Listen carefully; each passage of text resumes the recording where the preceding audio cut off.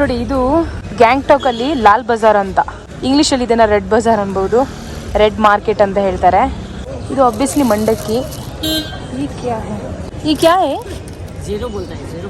Zero ಮಿಠಾ ಹೋತಾ high?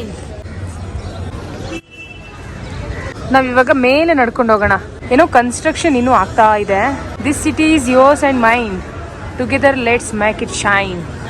Gangtok ನ ತುಂಬಾ ಹಳೆ ಮಾರ್ಕೆಟ್ ಇದು, ಲಾಲ್ ಬಜಾರ್ ಅಂತಾರೆ ಇದನ್ನ. ನೋಡೋಣ.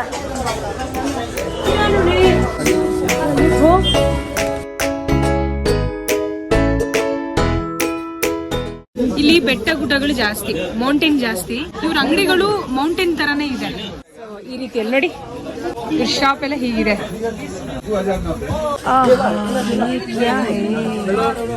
ಮಾಂಕ್. ಸೊ ಇವ್ರನ್ನ ಮಾಂಕ್ ಅಂತ ಹೇಳ್ತಾರೆ.